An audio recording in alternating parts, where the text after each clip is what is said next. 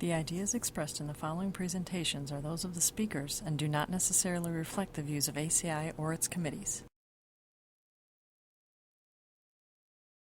ACI web sessions are recorded at ACI conventions or other concrete industry events and will be made available for viewing free of charge for 1 week. Thereafter, they will be archived on the ACI website or added to ACI's online CEU program, depending on their content.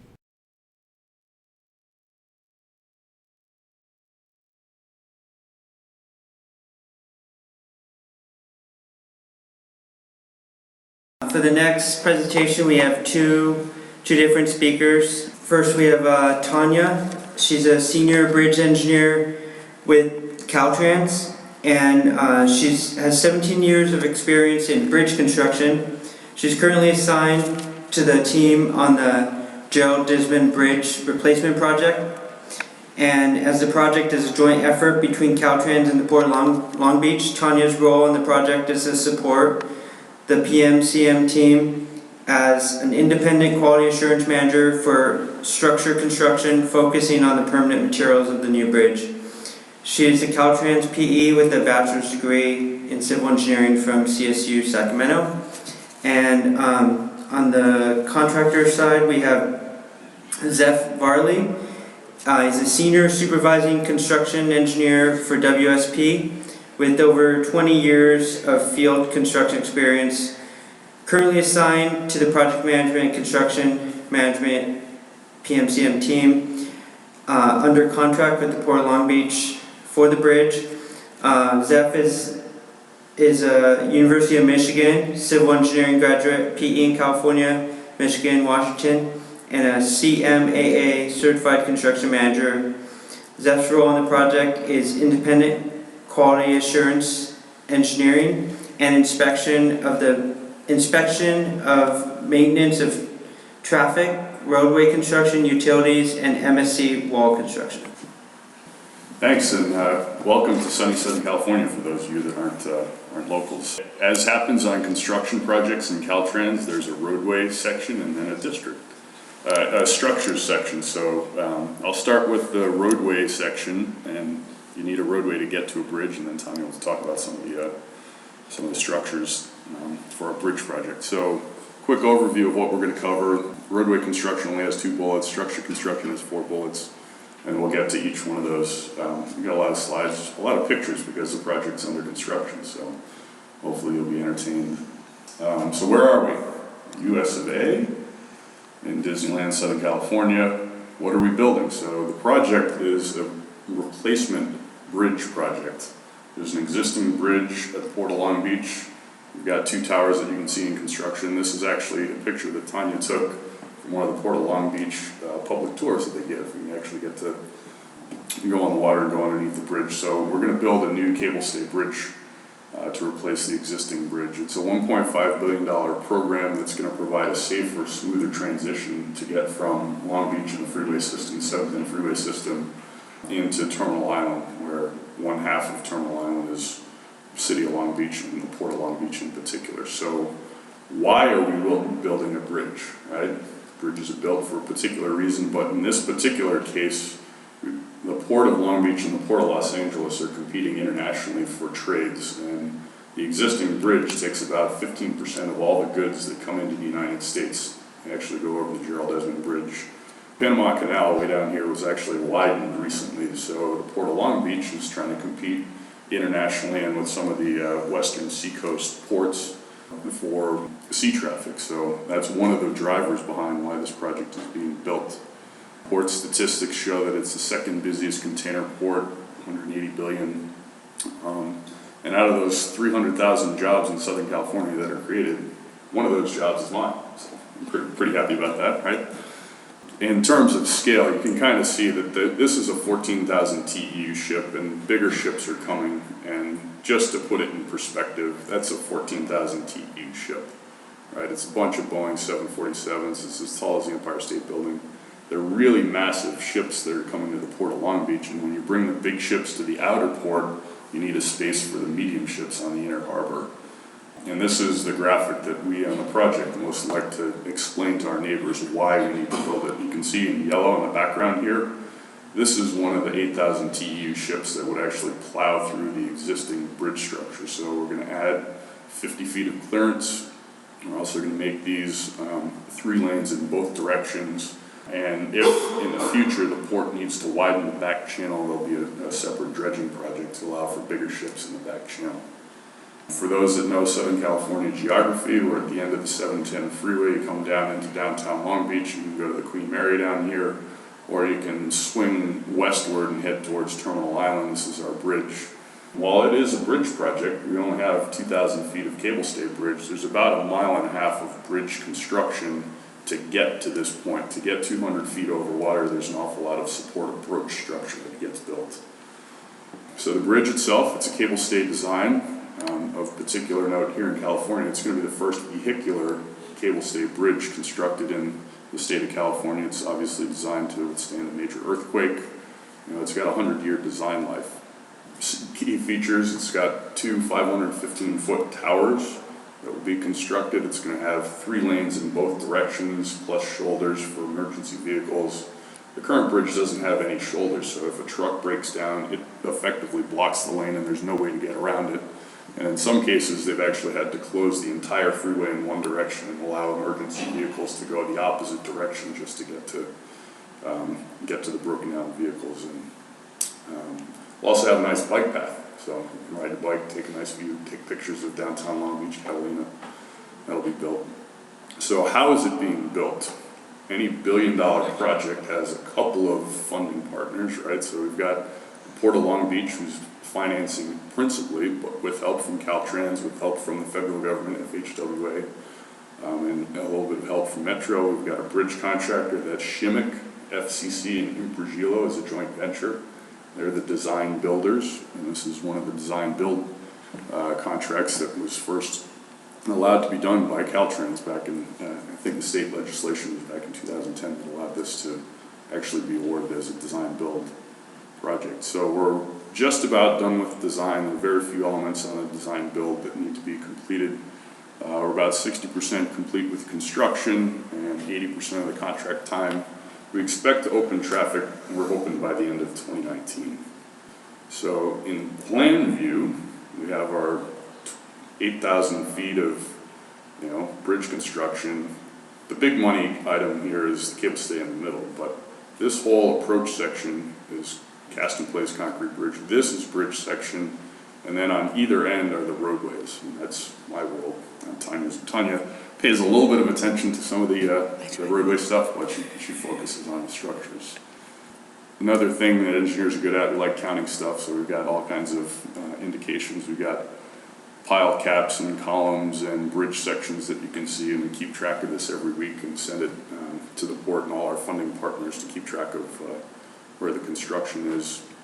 But for those that really want to know, obviously we're building a roadway here. And Tom mentioned it a little bit earlier. We have jointed plain concrete pavement and lean concrete base. So what does all this in drawing actually look like? It looks like that, right? So we have stainless steel reinforcing bars. We have dowel baskets here that are installed. We've got a geotextile fabric membrane over the lean concrete base. And this is, for our project in particular, we actually have stainless steel dowel bars, not just the purple epoxy. We're in a marine environment. We've got a 100-year design life, so we've got the best of the best in terms of reinforcing in the roadway.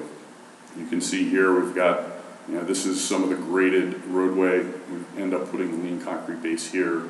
We put a nice little stamp to know where we are.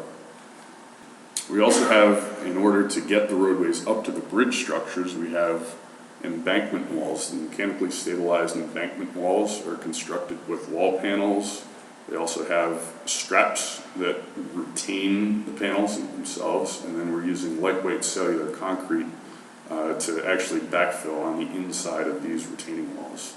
You can see here that this is the actual benched excavation inside here. They'll set the straps, and they'll actually start erecting the walls and placing the lightweight cellular concrete.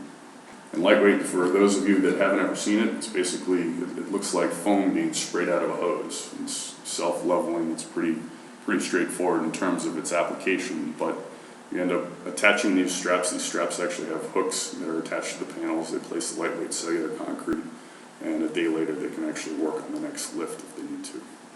So with that, I'll turn it over to Tanya. She'll give you a little bit of an overview on the structure's construction. As Zeph mentioned, we are building a bridge. We are building a bridge. The approach structures, we have parallel approach structures coming up to a single main span bridge. The approaches are post-tensioned, cast-in-place concrete. The main span is going to be reinforced concrete towers with steel beams, lightweight precast panels. We are using approximately 182,000 cubic yards of concrete on the project. The typical cross-section for the supports, for those of you who haven't seen the inside of a bridge, if you had x-ray vision and you could see below ground, so the columns that support the bridge are placed on a pile cap, which is on a cast-in drilled hole foundation. Most of the supports have 4 piles connected with the pile cap and then the column. As Zeph mentioned, we are in a marine environment, and so we do have requirements for additional corrosion protection. So we have purple coated rebar in a lot of places. The drilled foundations, we have 352 piles on the project. They're between 102 to 200 feet deep.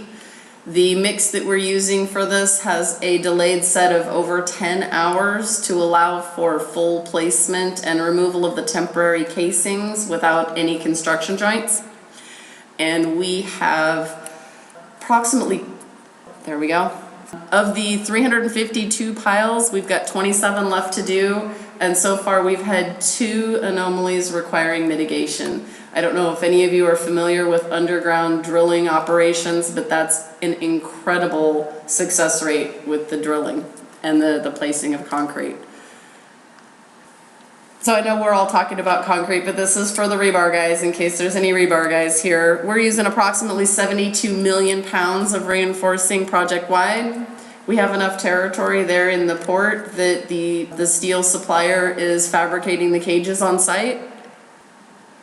We are in the port, and so we are at groundwater level. So one of the things that the design builder has done is pouring themselves some throwaway slabs, or rat slabs if you will, to help support the column.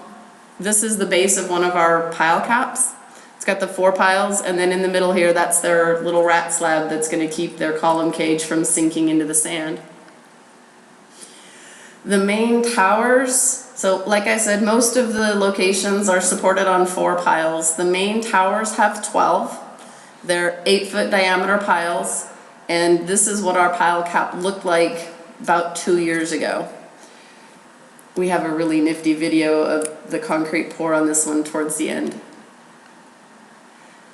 When you have a lot of concrete, you have a lot of thermal concerns. We are treating most of the pile caps, several of the columns, and some of the superstructure as mass concrete. ACI defines mass concrete as anything that's 18 inches or larger that could be potentially damaged by thermal effects.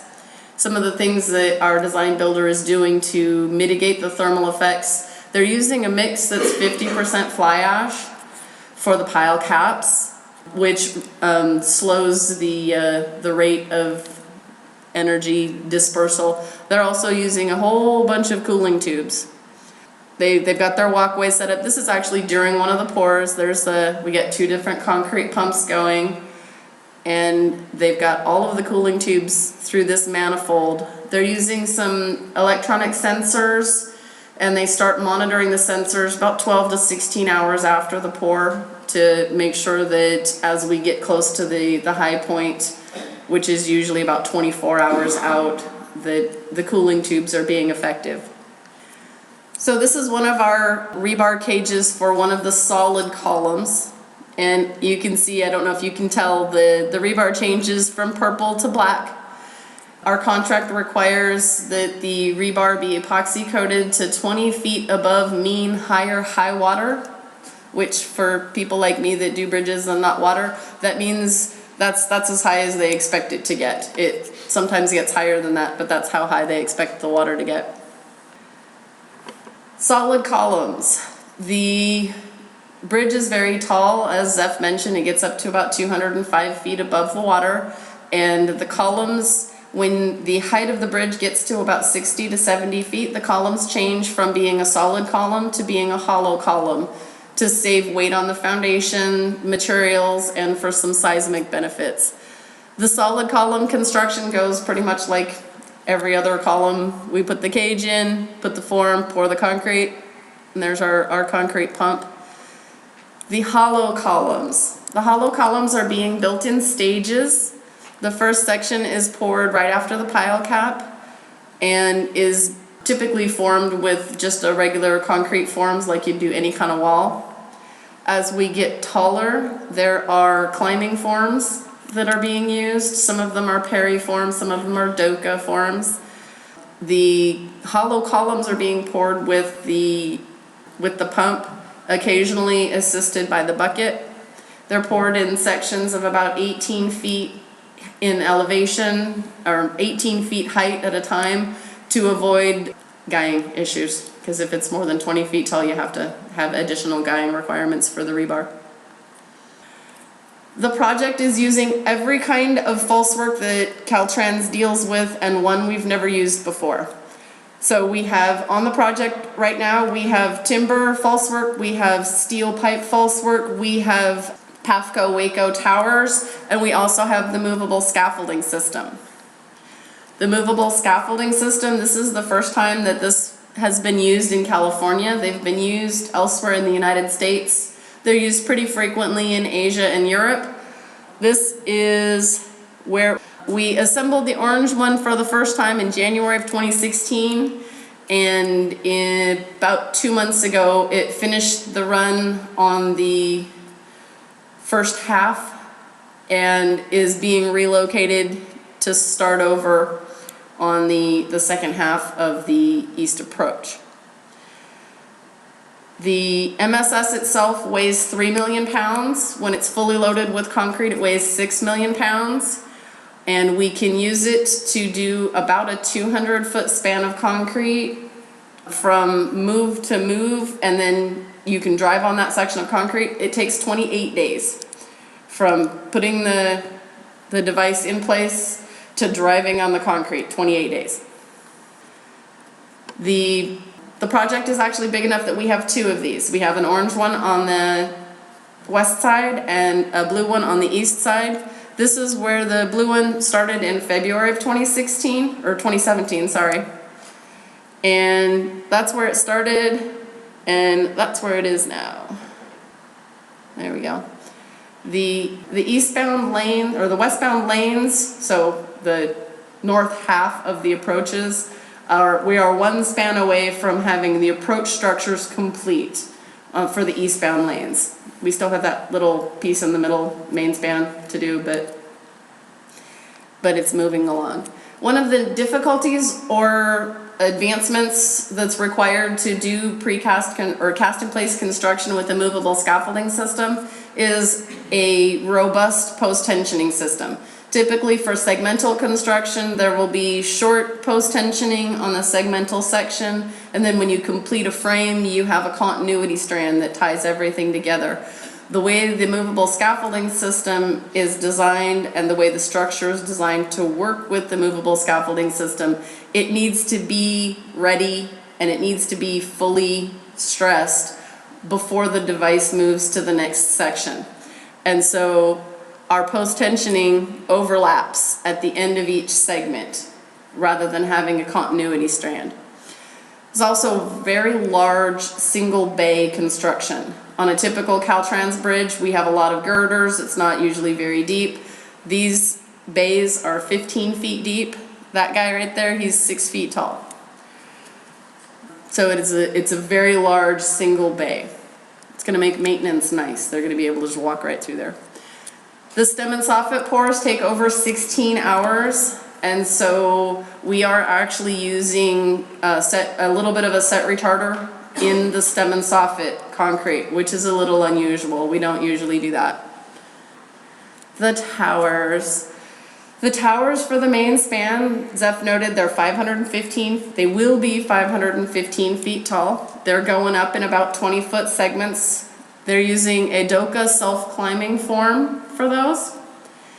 And we are placing our concrete by the new fabulous technological method of the concrete bucket. If anyone out there is working on pumps that can pump concrete more than about 200 feet up in the air, call me. We are at lift 26 out of 30 on both of the towers, and we hope to be topped out by the end of the year. I hope to be topped out by Thanksgiving, because I bet someone lunch.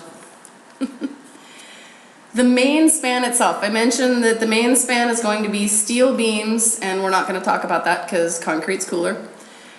The concrete that we're putting on those steel beams is a special mix. We're using lightweight precast panels, and it's not only lightweight coarse aggregate, it's lightweight fine aggregate.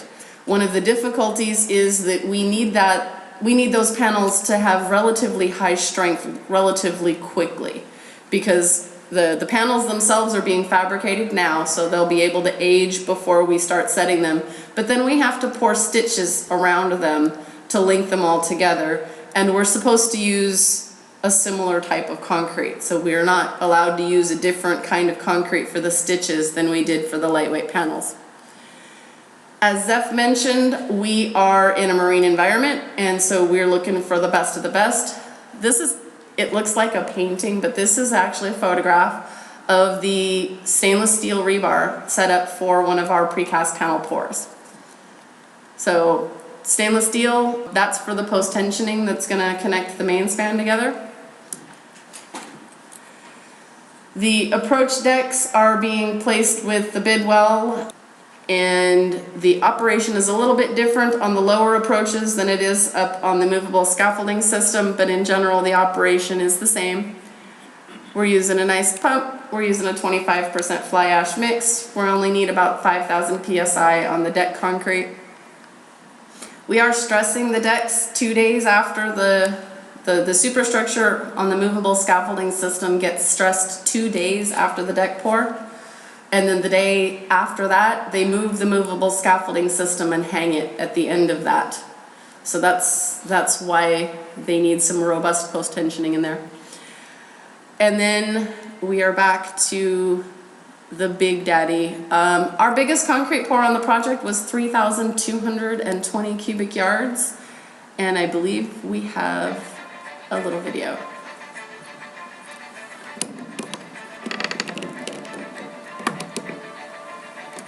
Tonight, what's going to happen behind me is we've got 3,600 yards of concrete that's going to go in. That's the size of your local YMCA swimming pool that's going to be filled full of concrete in 8 to 10 hours, 3 different pumps, 320 trucks, an army of people putting it in the right place, making sure that it comes up at the same level in all different locations, making sure that there's a nice smooth finish to the top of the concrete when it's all done.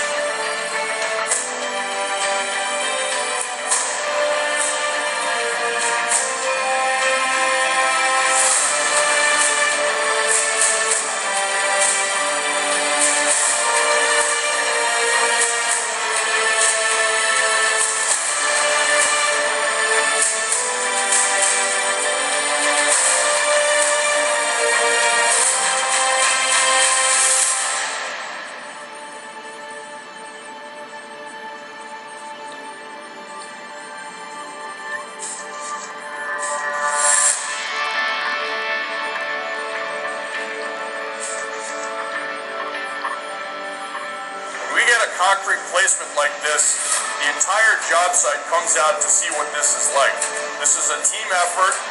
Everyone has a different assigned role on the project, but when it comes to one of 2 major pile cap productions, everyone comes out to see it.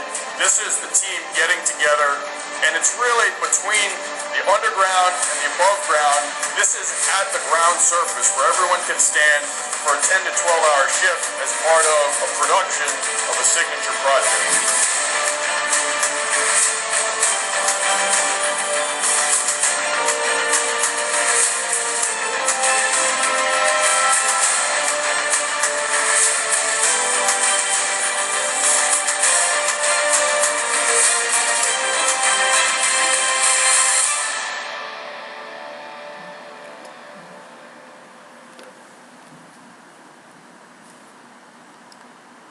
And I believe we were holding questions till the end. Check us out on Facebook.